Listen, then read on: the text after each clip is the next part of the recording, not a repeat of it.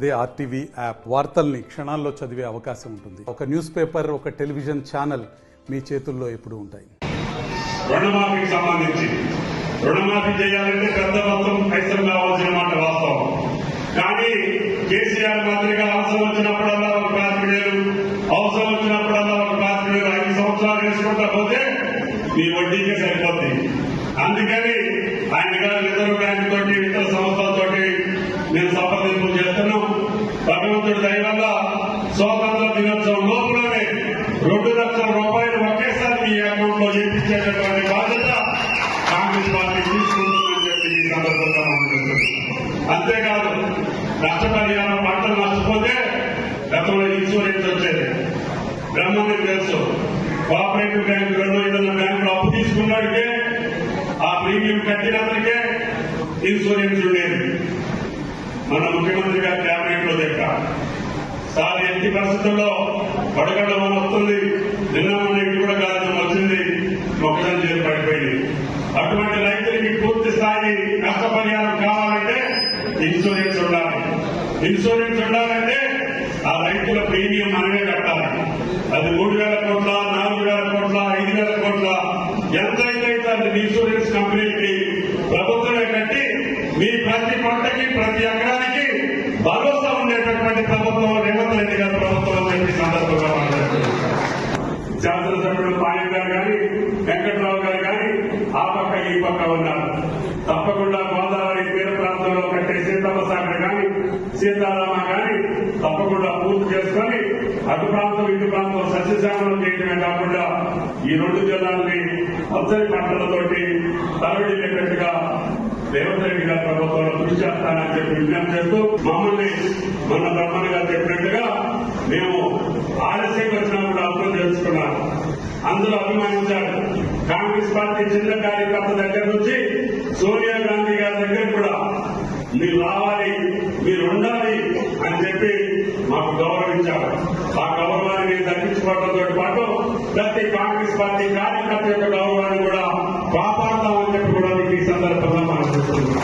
తప్పకుండా అందరూ సంతోషంగా కలిసిమెలిసి ముందుకెళ్లి మన బలరాం నాయక్ గారిని అత్యధిక మెజార్టీతో గెలిపించాలని చెప్పి మనం ప్రార్థిస్తూ ఈ అవకాశం ఇచ్చిన పాయం గారికి, ముఖ్య నాయకులందరికీ ధన్యవాదాలు తెలియజేస్తూ పకడ్బందీ ప్రణాళిక చేసుకొని 18 రోజులు కష్టపడండి. తర్వాత మీకు పార్టీలాగా ఎమ్మెల్యేలతోటి, ఎంపీలతోటి మేము పనిచేస్తామని చెప్పి కూడా మీకు విజ్ఞప్తి చేస్తూ మీ దగ్గర సెలవు తీసుకుంటున్నాను. జై కాంగ్రెస్.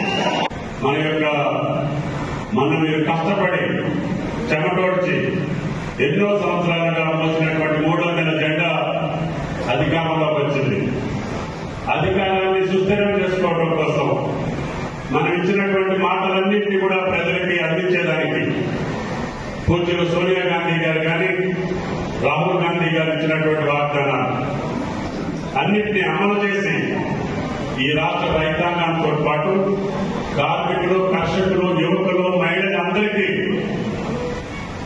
సోనియా గాంధీ గారు ఇచ్చినటువంటి హామీలు నెరవేరుస్తూ ఇంకా 1-2 కార్యక్రమాన్ని పూర్తి చేసి భారతదేశంలో మళ్లీ కాంగ్రెస్ ప్రభుత్వాన్ని నిలబడటం కోసం రాహుల్ గాంధీ గారు చేసినటువంటి చారిత్రకమైనటువంటి పాదయాత్ర కన్యాకుమారి నుంచి కాశ్మీర్, అదేవిధంగా ఈశాన్య రాష్ట్రాల నుంచి గుజరాత్ వరకు న్యాయయాత్ర కేవలం దేశం సమైక్యంగా ఉండాలని, సమగ్రంగా ఉండాలని, అన్ని జాతులతోటి, మతాలతోటి, కులాలతోటి కూడుకున్నటువంటి భారతదేశం ఏ మతాల పేరిటనో, కులాల పేరిటనో, దేవుళ్ళ పేరిటనో విడదీసి అక్కడ రాజకీయ పబ్బం గడుపుకోవడం కాదు, నా భారత జాతి అంతా ఒకటే అని చెప్పి రాహుల్ గాంధీ గారు ఇంత సుదీర్ఘ పాదయాత్ర చేశారు.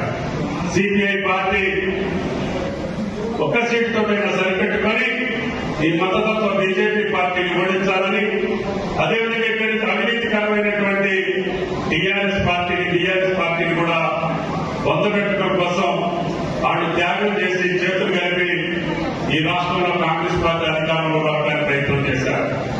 మొన్న బట్టి గారి సిపిఎం ఆఫీస్ కి, సిపిఐ ఆఫీస్ కి పోయి ఈ ఎన్నికల్లో కూడా మనకి సహకరించమని చెప్పి కాంగ్రెస్ పార్టీ పక్షాన్ని అడిగాం. వాళ్ళు కూడా అంగీకరించారు. ఆ పులుసుబంత ప్రాజెక్టు పినపాక మండలంలో అందరికీ ఉపయోగపడేది. ఫారెస్ట్ క్లియరెన్స్ కోసం చాలా రోజుల పాటు ప్రయత్నం చేస్తున్నాం. తప్పకుండా ఈ ప్రభుత్వంలో రేవంత్ రెడ్డి గారి అధ్యక్షతన ఉన్నటువంటి ప్రభుత్వం తప్పకుండా పురుషు దొంతని ప్రారంభిస్తానని చెప్పి కూడా మీకు ఈ సందర్భంగా అంతేకాకుండా మణుగూరులో రేగులు మెండన్ ఉంది. ఒకసారి తీసుకెళ్లి పాయం గారు ఆ రోజు చూపించారు. తప్పకుండా దాన్ని పూర్తి స్థాయిలో మనకి వినియోగపడేటట్టుగా పూర్తి చేసుకోవడం. మూడోది తుమ్మలపల్లి చెరువు. ఇప్పుడు వచ్చేటటువంటి సీతారామ కాలువ ద్వారా పంప్ హౌస్ నుంచి ఒక పంపు తుమ్మల చెరువులో పెడితే సుమారు 17,000 ఎకరాల మట్టి సేద్యంలోకి వస్తుంది. అంటే అశోకపురం మండలం, ఇటు పిరబాగ్ మండలం, మణుగూరులో మిగిలిపోయిన మండలాలు. గోదావరిలో ఉంటే అప్పుడే కొన్ని లిస్టులు పెట్టారు. రామానుజవరం కానీ, గంగారం కానీ, అమ్మగారిపల్లి కానీ, ఇటువంటి చోట ఎక్కడ అవకాశం ఉంటే అక్కడ లిస్టులు పెట్టాం. ఇంకా అవసరమైతే కొన్ని గోదావరి లిస్టులు వాడుకొని ఈ యొక్క పిరబాగ్ నియోజకవర్గాన్ని సస్యశ్యామలమే చేయడం కాకుండా సీతారామ ద్వారా ఉమ్మడి 2 జిల్లాల్ని 10 లక్షల ఎకరాలకు నీరు ఇచ్చేటటువంటి బాధ్యత. నేను మన ముఖ్యమంత్రి గారికి చెప్పాను.